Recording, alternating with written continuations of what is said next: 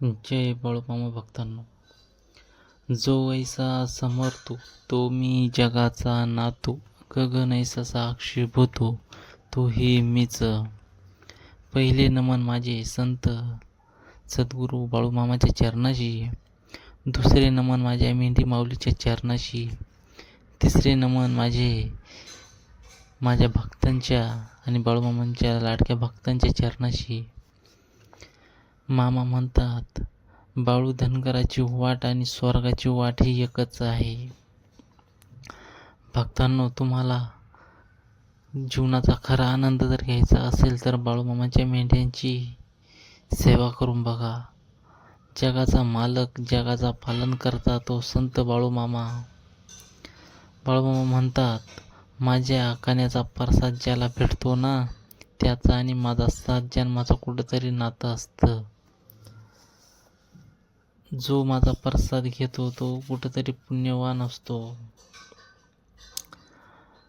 बाळूमामाचे चमत्कार आणि अनुभव सांगण्यासाठी रात्रंदिवस अपुरे पडतील एवढे आहेत. बाळूमामा म्हणजे साक्षात रुद्राचा अवतार, भगवान शंकराचा अवतार म्हणजे संत श्री बाळूमामा होय. बाळूमामांचा जन्म 1892 साली एकादशीच्या दुसऱ्या दिवशी द्वादशीला अक्कोळला, कर्नाटकमध्ये अक्कोळ हे गाव आहे, त्या गावी झाला. त्यांच्या आईचं नाव सुंदरव्वा आणि वडिलांचे नाव मायप्पा. हे दोघेही शंकराची पूजा करायचे व हरसिद्धीनाथाची पूजा करायचे. तेव्हा त्यांच्या आईची इच्छा होती की माझ्या पोटी असा पुत्र जन्माला यायला पाहिजे की त्याने तिन्ही लोकात झेंडा फडकवला पाहिजे. संत बाळूमामा त्रिलोक्यावर अधिकार गाजवणारे संत आहेत. चला तर आपण बघूया विठू पाटलाची हकीकत.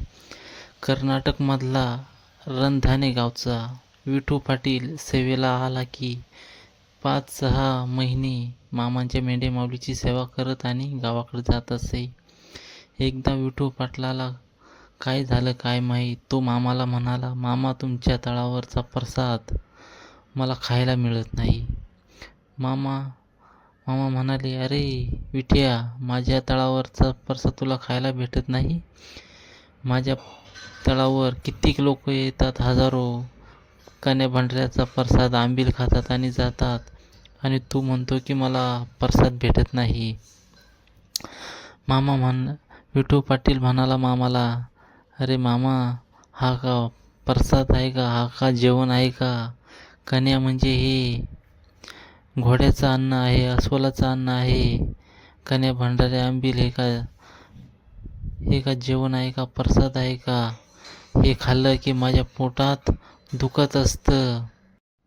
मामाने सांगितलं, अरे विट्या, जाऊ नको, आता चाला. आणि कुठं चालला असतो? तो ऐकायला तयार नाही. विट्या घरी निघाला. घरी गेल्यानंतर काही दिवसांनी विठू पाटील याच्या गुडघ्यामध्ये आणि कमरेमध्ये वेदना चालू झाल्या. विठू पाटलाने वैद्य दवाखाने भरपूर केले, नको तिथे उपचार घेतला, पण त्याला काही फरक पडला नाही. काही दिवसांनी विठू पाटील खाटावरती बसला असताना विठू पाटलाला 2 मुलं होती. लहान गोजीरवाणी 2 मुलं त्याला होती. त्याला खायला येईना, चालता येईना. एके दिवशी विठू पाटलाच्या गावचा एक सद्ग्रस्त व्यक्ती मामाच्या सेवेला निघाला होता. त्याला वाटलं, विठू पाटलांनी मामाच्या सोबत सेवा केलेली आहे, त्याला तर विचारून बघू. तो जर येत असेल तर त्याला घेऊन मामाच्या तळावर निघायचं.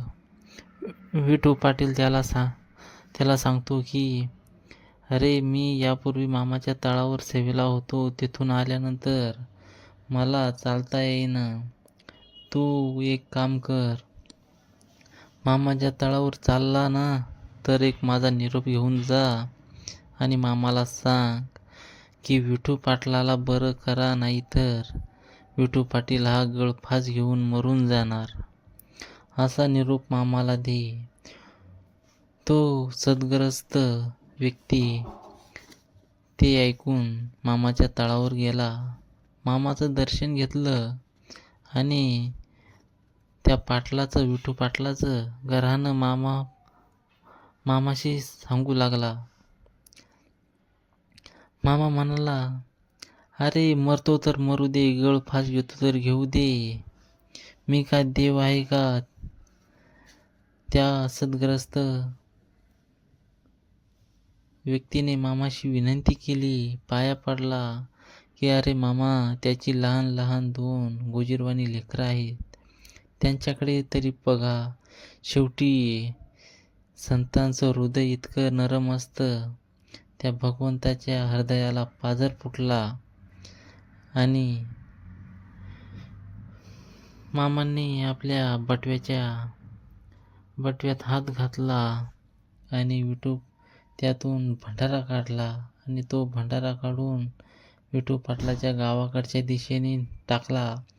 त्याच क्षणी टाकल्या विठू पाटलाचा 75% आजार हा बरा झाला. बघा भक्तांनो, नुसता मामांनी आपल्या पुढ्यातून काढलेला भंडारा मामांनी जमिनीवर टाकला त्या गावच्या दिशेने आणि विठू पाटलाचा 75% आजार बरा केला.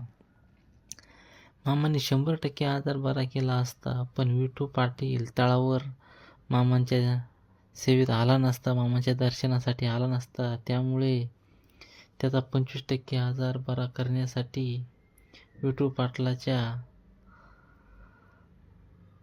पाटील मामांच्या तळावर आला आणि म्हणाला मामाला, अरे मामा, माझा 75% आजार तू बरा केला आणि 25% तसाच ठेवला.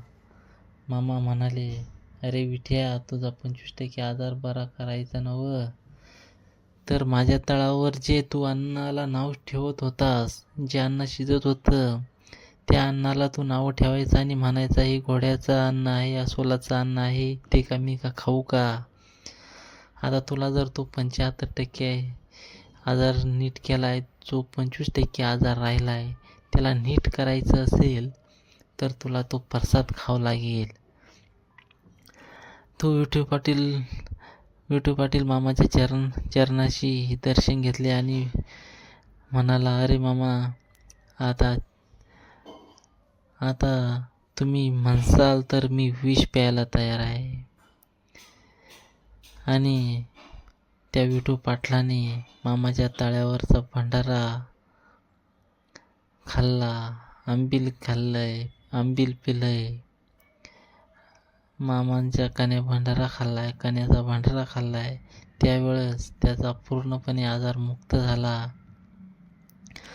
मामांनी सांगितलंय भक्तांनो, माझ्या तळावर जो भंडारा शिजतोय, जो भंडारा होतोय, तो 52 रोगावरचं औषध आहे. पोटातले 52 रोग नष्ट होतात.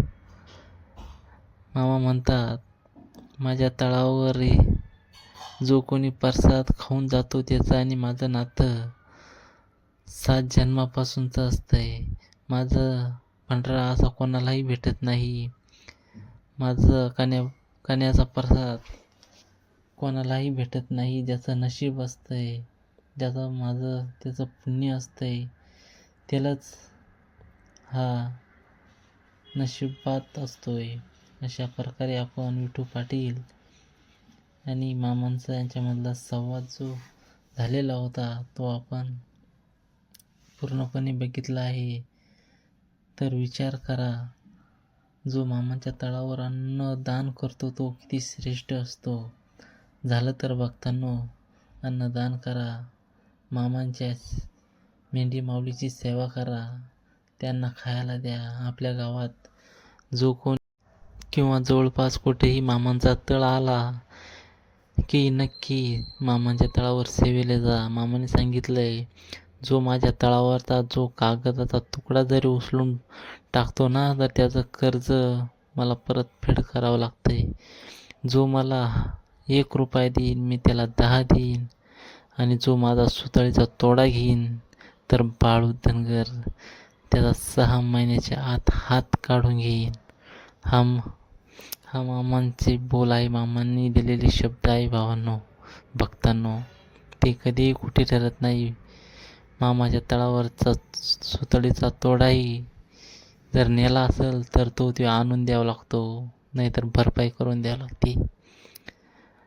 मामा म्हणजे खैराचा इंगळा हा ईशाचा प्याला आहे, सांभाळून पीत जावा. मामाने सांगितलंय, माझी जी उघड्यावरती जी मेंढी माऊली आहे ती माझं बिडी बंडल आहे. त्यातली एक जरी बिडी जर कोणा ओढण्याचा प्रयत्न जर केला तर बाळू धनगर 6 महिन्याच्या आत त्याचा हात किंवा पाय जर काढला नाही तर या जगात बाळप्पा धनगर नाव सांगणार नाही. बाळू मामा साधा माणूस नाही, महादेवाचा, भगवान शंकराचा अवतार आहे. तर चला भक्तांनो, आपण इथेच निरोप घेऊया. असेच नवीन व्हिडिओ आपल्यासाठी मी घेऊन येत जाईल. असेच बाळूमामांचे अनुभव आणि चमत्कार ऐकण्यासाठी लाईक करा, सबस्क्राईब करा आणि बाळूमामाचा एकदा आपण जय जयकार करूया. जो ऐसा समर्थो तो मी जगाचा नातो, गगनैसा साक्षीभूतो तोही मीच.